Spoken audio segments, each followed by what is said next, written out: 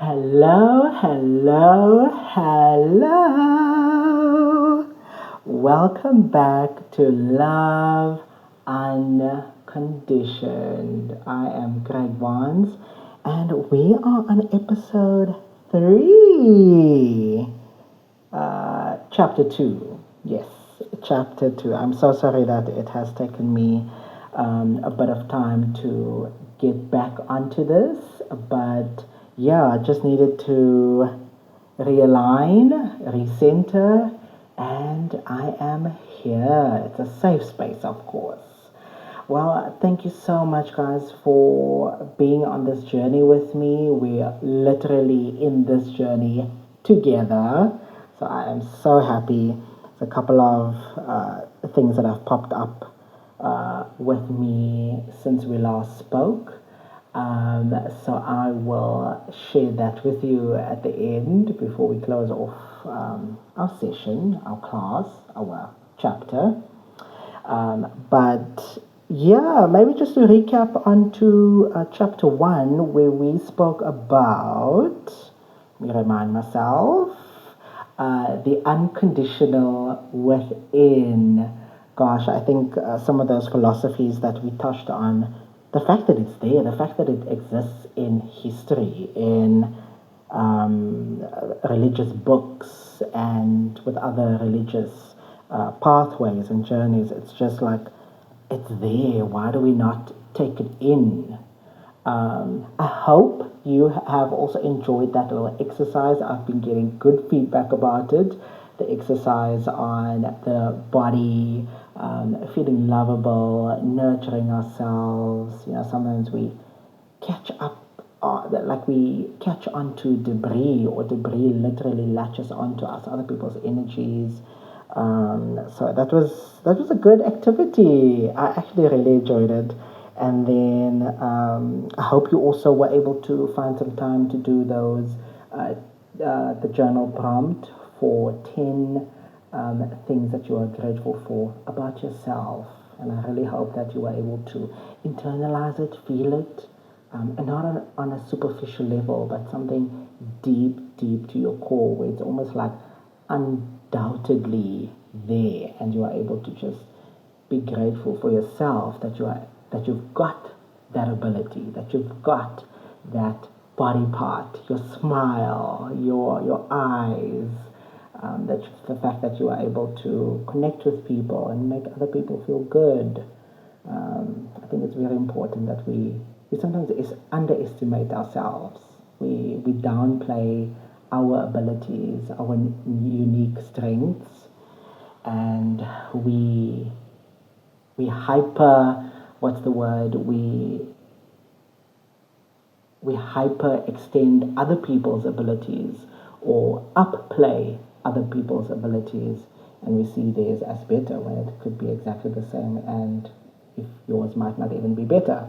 Anyway, let's not get into comparing. But today's chapter is really all about societal expectations, unpacking societal pressures that hinder self love. And we can go on and on and on and on about it. There's two stories that stick out for me. Before we get into the two stories that are religious case studies or use cases, whatever you call it, having these societal expectations, sometimes we do play into it. Sometimes we do look at people weirdly if they have something on their head, if they don't fit into that norm that we have created. We frown upon people who are different to us. We frown upon people who behave differently to us, do things differently. We might not see it as prejudice within ourselves, but that is also, how crazy is this? That is also the same lens that we use to judge other people. So if they don't fit into your box of standard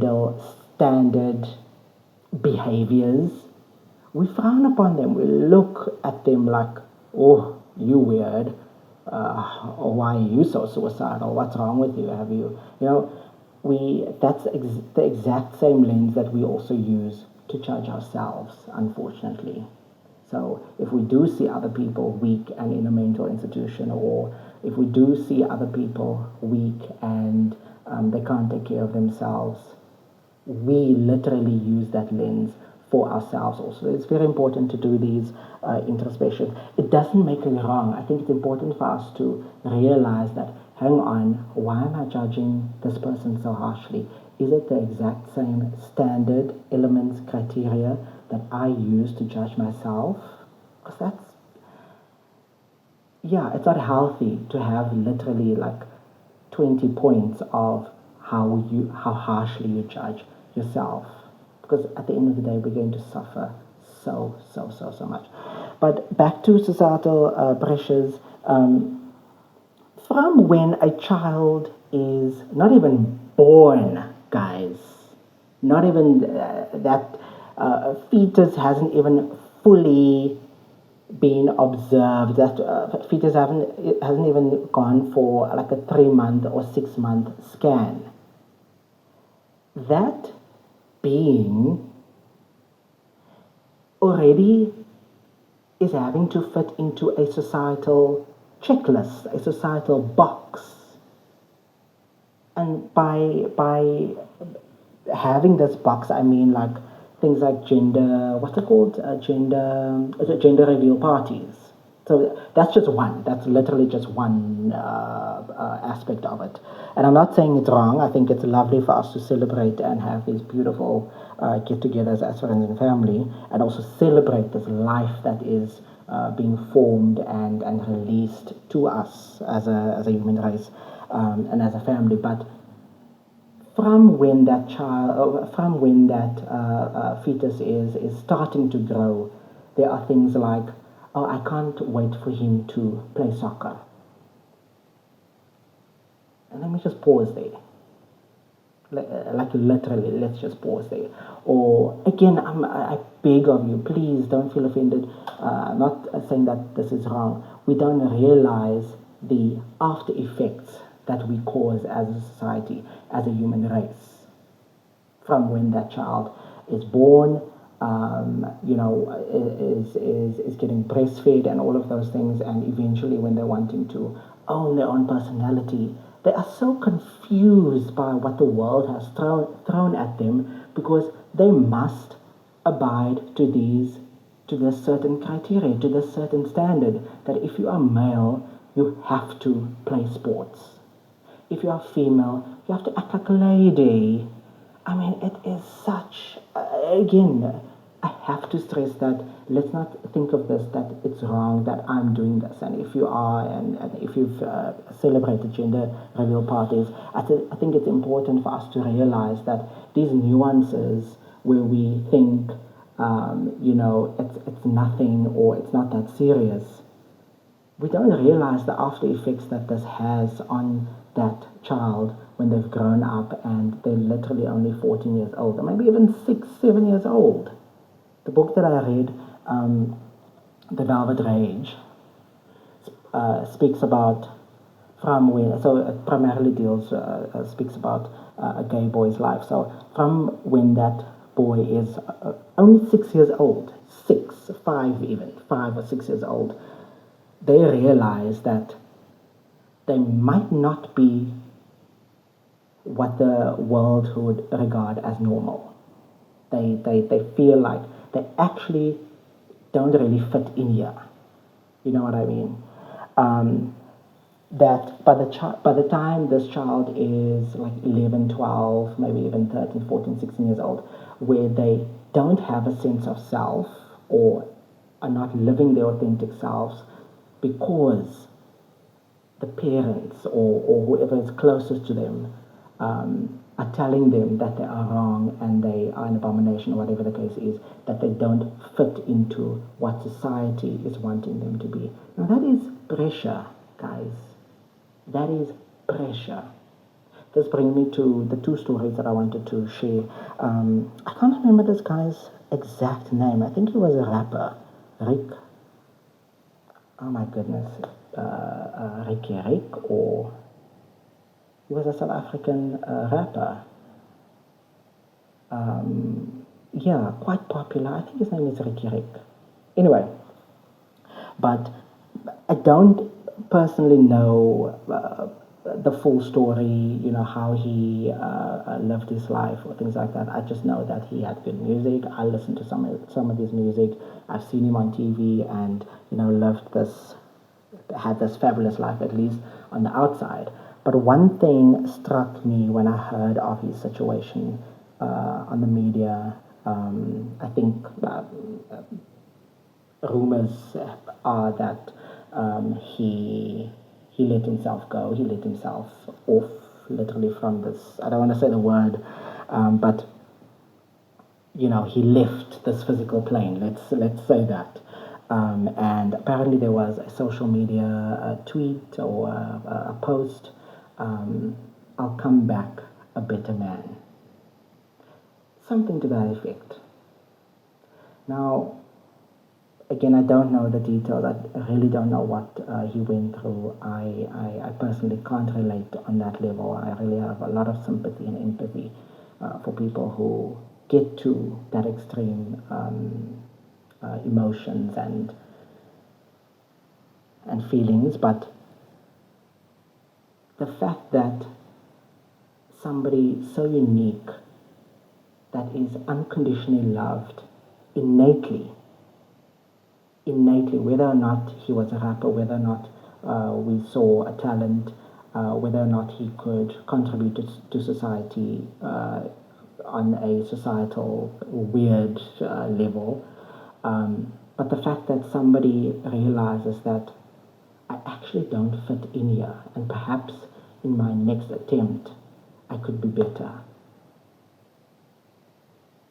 at society's expectations. Again, I'm trying to paint this picture. Not that it's wrong.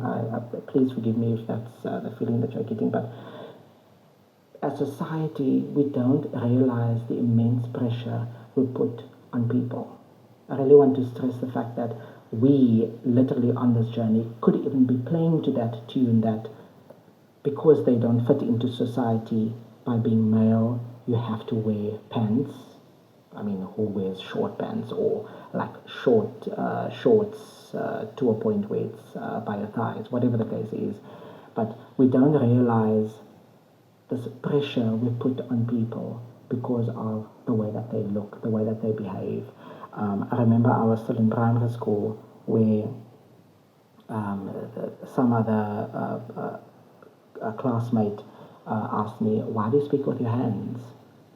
Now, in its entirety, I don't think there's anything wrong with that question, but something, or in fact, it wasn't even why you talk with your hands, why do you talk like a girl? The question itself I didn't feel was wrong, but the emotion attached to it, that there's disgust, that there's disgrace, that there's like pointing at this human being that is innately loved and unconditionally loved just for who they are, just for being here, that there's this pointing of fingers that actually you're wrong, you don't fit in here, honey. You know what I mean? Like, I really want to stress the fact that we, being on this journey, could even be playing into that tune, that because someone looks, behaves, talks, smiles, acts a certain way, that they are wrong. And that can be so harmful to a point where someone would want to end the journey where, because I don't feel worthy and because society is sending me these harmful messages that innately I'm not worthy, we just don't realize how harmful that can be.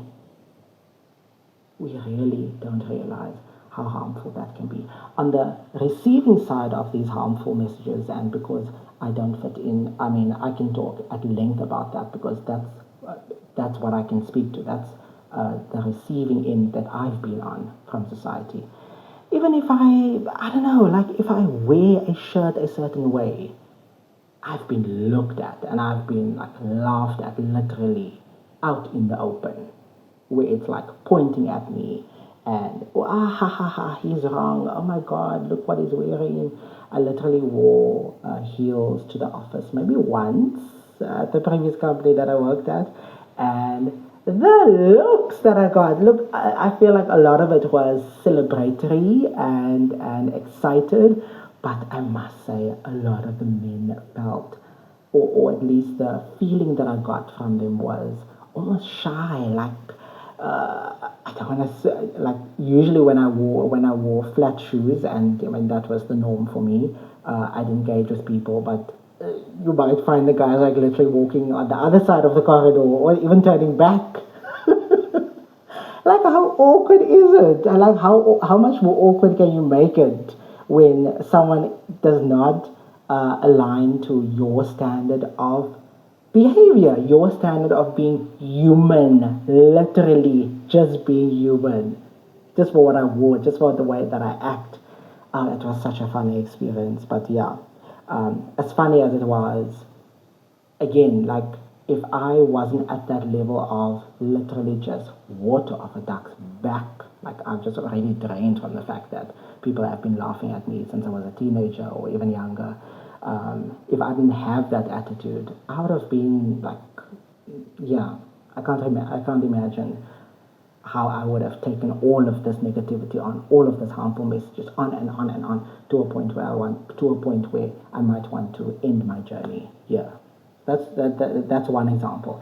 The other example, I think I watched a documentary on Netflix. It's about Avicii, the DJ, and again, I think it was a story of mental health where perhaps there was this huge societal expectations from them to either play a certain way, to either push songs out like a certain way, or like not fast enough, or like constantly having this pressure from society where you are not doing things fast enough, or you're not doing this fast enough, you're not being human fast enough. Like that's harmful enough for anybody to go insane.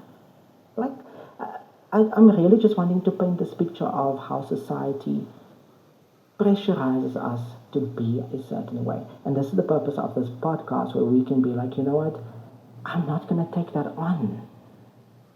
I'm not going to take that on. It is so draining. It is exhausting having to, okay, I need to act like this. Okay, I need to roll my R's because people are going to laugh at me, and or I need to sit in a reserved way, the way a man sits. I can only make examples about myself, but yeah, guys, it is so draining. I think in terms of how to recognize these harmful messages from society, these harmful expectations, is really, these activities that we've been doing, how to be grateful for, really just upping that gratitude for yourself and your abilities and your unique traits, what makes you you. I think really going hard on that, just doubling down on that, and just being like, you know what, I am being the best version of myself. I am lovable just for being here. I am worthy just for being here. I don't have to do anything. I don't have to be anything for anybody for me to be more worthy, or for me to be less worthy. I am just worthy as is. So, but one thing in particular I could also point out is, how does someone make you feel after you've left them? Do you internalize how they've looked at you? Do you internalize what they've said to you, the choice of words that they use? I think it's very important to surround yourself or go into spaces where you are celebrated.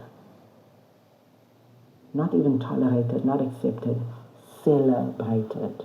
Whether it be at the office, I mean, at the office it could be a little bit, people have their own issues, but when you are with your friends at the end of the day, when you are with your family, when you are wherever it is, like having brunch or whatever the case is, engaging with people on a personal basis, it is so important to head into spaces where you are celebrated. If not, that is not the space for you, babes. That is not the space for you. Get out there. Get out of that space. For me, if I were to point out something and say how to recognize these harmful messages from society, it is how do you feel after you've left a particular space? If you're feeling rejected, if you're feeling like you are less than after you've left that space, don't go back there. It's very important for you to nurture your sacred self, nurture your lovability, nurture your worthiness. It's difficult when you're 5 years old. I mean, I had my body like beat up from my dad when I was like 5, 6 years old. I don't even know how old I was. He called me Morphe once. Like in those situations, there's nothing that I can do as an innocent toddler. There was nothing that I could do. But now that I've grown into spaces and I can make decisions for myself, it is very important. If you're not being celebrated in a particular space, and if you are pressurized to be a certain way, get out. Get out. I must say, there was a family member very close to me some time ago when I started growing my hair. I don't know, I think it was just getting to them, and they sent me a message. You know what, I feel like you should really cut your hair, man. Like literally with that on. I don't think I was really into it because they said it several times. Now I could have internalized that. In fact, I did. I'll be honest. I did internalize it. I'm like, who the hell does this person think they are? Like telling me to reject something of mine that is being celebrated. That makes me me. Like I couldn't believe it. I think after a while they stopped because I wasn't giving that energy off of paying attention to that sentiment. You know, those are easy triggers for me to be like, you know what, when I leave a space or when I've stopped talking to you, I actually feel better. But when I'm engaging with you and I'm actually talking with you, I actually don't feel like I'm celebrated. I actually don't have a burst of energy when I speak to you. So it's very important to put these boundaries into place. We'll have a chapter on boundaries, like there we can even go deep. But recognizing and rejecting these harmful messages is so important. Rejecting them doesn't mean getting up all in that person's face and, you know, telling them where to jump off. You know, like that's not rejecting. That's actually putting out more energy than what's needed. Simply separate yourself from that space. It can be spaces, it can be families, it can be places where you are not being celebrated, whether a religious house, a religious space. For a couple of years now, I was going to a brilliant church, beautiful church that I always enjoyed going to, because I felt better leaving there. But after some time, the church leader, the pastor, actually started making prejudice jokes, and I'm using that word very particularly. This emphasis on prejudice. It was prejudice messages. You know, it wasn't messages of unconditional love. I know that I am absolutely loved just for being who I am. I don't have to do anything to be to be more loved, to be more worthy. So, having this message coming from a human being, didn't sit well with me. You know, I also had to make that decision to be like, you know what, I'm recognizing this and I'm actually rejecting it. It doesn't fit well with my journey of lovability and worthiness. I know that there's a higher power out there that is crazy about who I am. I'm not a mistake. I've been born into this physical plane to achieve something, and I've got such a beautiful purpose. And I want to actually share that with you today. That you have a purpose for being here. You may or may not find that out now. You may or may not have found that out a couple of years ago, or whatever the case is. Whether you find out or not, also it doesn't make a difference. The fact that you are here, you've got a purpose, and I feel like collectively our purpose here is to love and to be loved. And I'm not saying that on a superficial basis, on a superficial level. We have been created to experience love through and through. So I have to stress that. I can share many stories of the societal pressure. I mean, I feel like I'm going against the grade here. I'm going against an entire river that is flowing a certain way for, firstly, a male to be acting a certain way or to be a certain way. I head into the office with a flower crown on my hair, and like that literally just goes against what society wants me to be. Like, I'm a living example of letting go and rejecting societal pressures. It's not easy, though, I must say. It's not easy. There were times where I would actually go into such a dark space if I walk past a group of guys and everyone's laughing. Like, am I just not going to feel something? Of course I'm going to feel something. You know, of course I'm going to question myself. Maybe I shouldn't wear such a shorts. Maybe I shouldn't wear such bright colors. Like, yeah, I must be honest. I haven't always been this strong in my lovability and my worthiness. I'm still not. There are days, literally, in the past 2 weeks, I might have had like at least one negative spiral where I go into the space of, oh gosh, maybe I shouldn't have said that. Maybe I shouldn't have done that. Does that make me a bad person? Are they not going to like me anymore? I go through that. I think a lot of us also go through that because innately we just want to be accepted in the very least by society. It's a way of us to feel safe within society if at least there's an acceptance. But when it becomes detrimental to your authentic self, nah, that's a problem. That's a huge problem. But two quick stories. I have this one family member where we went away to, like, I don't know if it was the beach or wherever, but we said we're going to take some photos this day, and we had beautiful weather, and we start taking photos, and we are just having so much fun with taking these photos, and we're posing and we're smiling, big smiles. So from the beach, then we head off over to the chalet. I can't remember where exactly we were, or the lodge.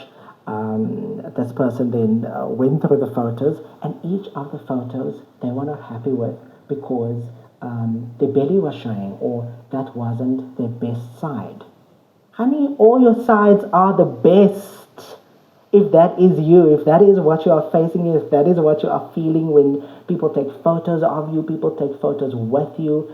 I show my teeth, and sometimes I'm not even the biggest fan of what my teeth look like, but I am going to show my joy in photos and literally just even pull a face, and that just brings laughter into a space. It just brings pure joy into a space. Like, whether or not that person wore a bikini a certain way, whether they were in a shorts, whether they had their hair short or long, whether they showed teeth or not, whether they had earrings on or not, whether like the list can go on and on and on. All of us actually in the photos, we liked the photos, we liked the way this person looked, we actually celebrated this person. But they themselves were this biggest self-critic. I think it's so important for us to celebrate even the parts of ourselves that we feel like are unlovable. Like, how beautiful would that be if you could love the parts of you that you feel are unlovable? Like, it's the biggest lie that I feel like you are telling yourself if there is a particular side of you that you feel like is unlovable. Let me tell you that. And like, for me, that is a fact. That is a standard. That is a base for you to work off of. Oh, but I hate saying no.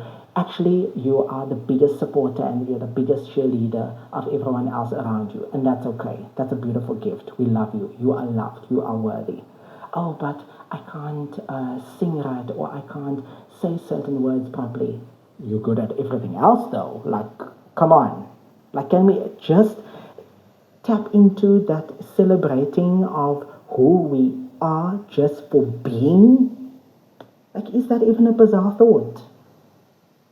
So I really hope that you are able to get into these tips and tricks where I'm telling you today, like recognize in spaces where you're not being celebrated. Again, you don't have to get up all in that person's face and be like, whatever, I'm out, deuces.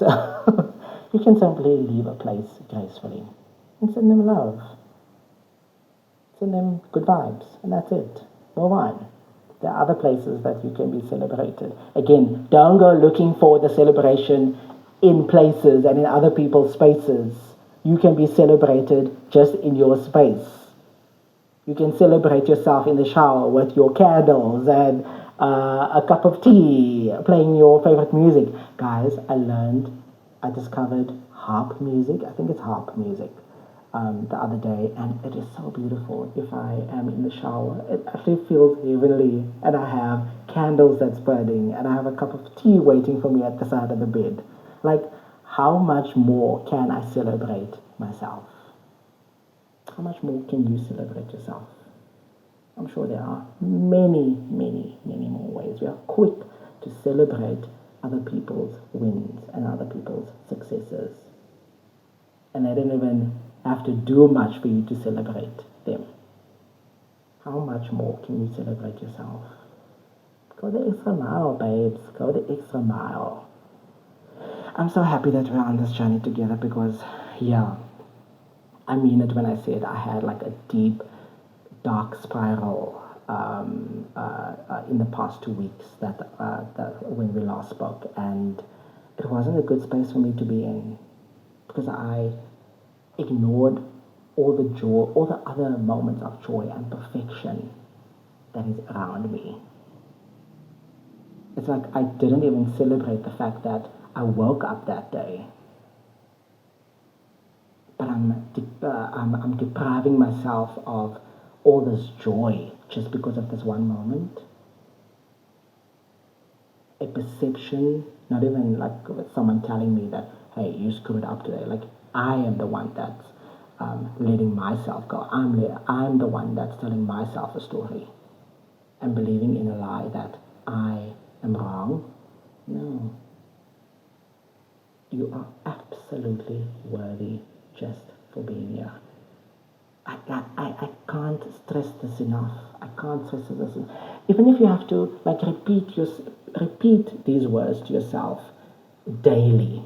Literally, when you wake up in the morning, I am lovable. Even the parts of me that are unlovable are lovable.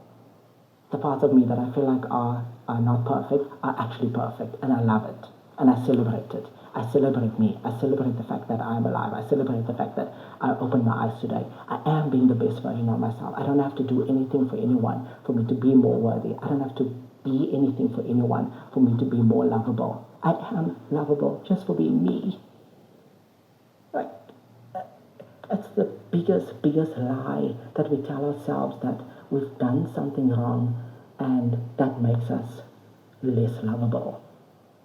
I was telling a friend of mine, like when I started this journey, that the same energy that are in the stars, that are keeping the stars afloat in space, is the same energy and the same light that's actually running through me.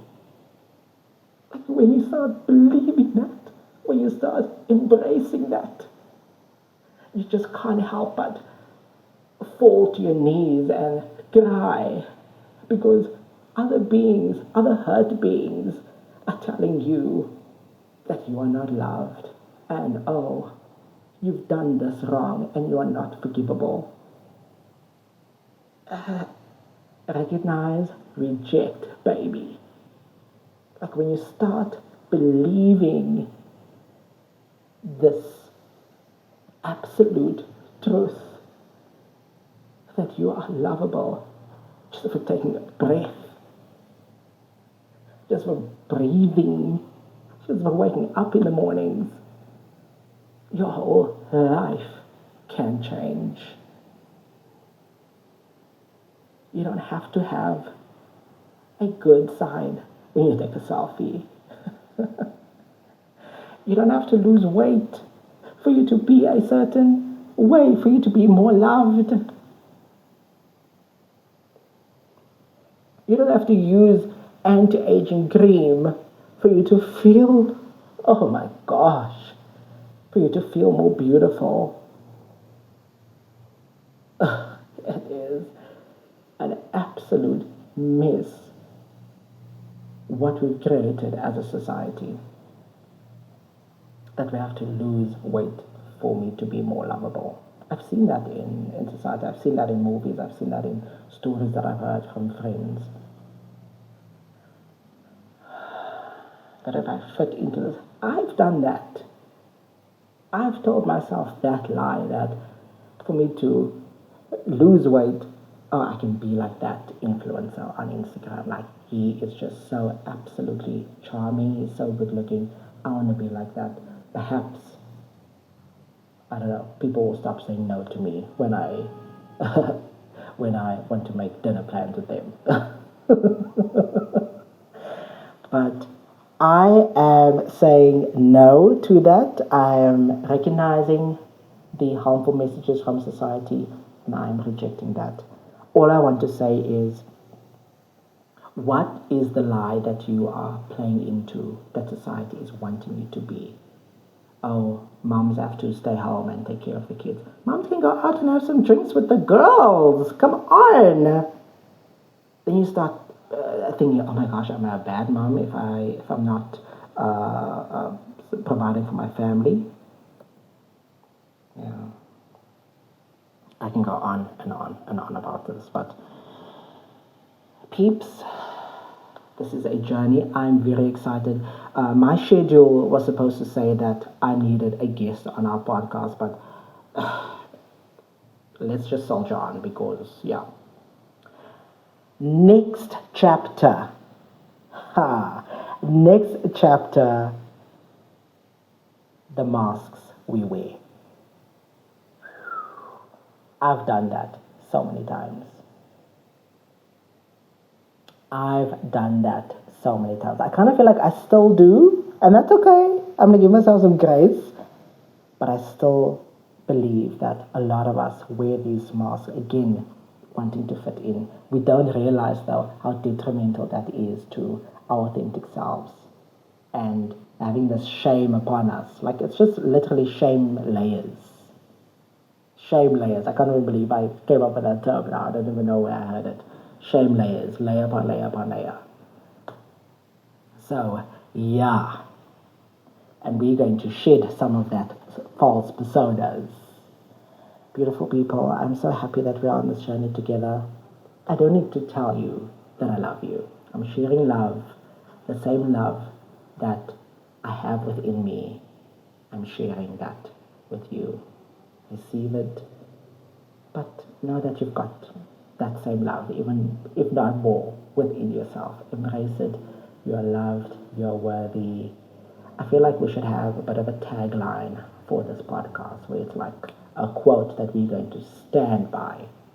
I really hope that we were able to do those journal prompts. Please continue with those. Maybe one journal prompt. I think this is quite nice. Identify one societal expectation that you've internalized. How has it shaped the way that you see yourself? And are you ready to let it go? Are you even willing to tell yourself that you are worthy despite that? Just saying. Cool, people. We've come to the end of our podcast. Sorry I got so emotional, but this thing is tiring of society. There's one song. Let me just check on Google quickly. There's one song by Avicii. I think his entire album is like mental health directed. It's literally Dear Society by Avicii. If I can just quickly read to you like a few lyrics quickly before I let you go. Dear society, you're moving way too fast. Way too fast for me. I'm just trying to catch my breath. Can I get a little peace of mind and a little bit of silence to unwind? Relief? Do you need a relief? Do you want to be free? Can I get a little peace of mind? Brilliant song. I think this album was released after his passing. But maybe just have a look at that documentary. It's very, yeah, it's very eye-opening to how we wanting to fit into and literally just catch up with society's expectations. But once we can find a way to innately know that we are loved, we are worthy, we can just be, I think there's just a little bit of peace of mind that we can find in that. And if you are religious, celebrate that. Tune into that. Tune into those spiritual nuances where you can be like, I am absolutely unconditionally loved. If you don't subscribe to any religious journey, that's also okay. That is also okay. You are loved. I am here to tell you today you are loved just for taking a breath. Lovely people, that's all from me. I hope this has been helpful, and I hope that we are able to connect very, very soon. I'll see you in chapter. Okay, let me just remind myself. Chapter 3, the masks we wear. Lots of love.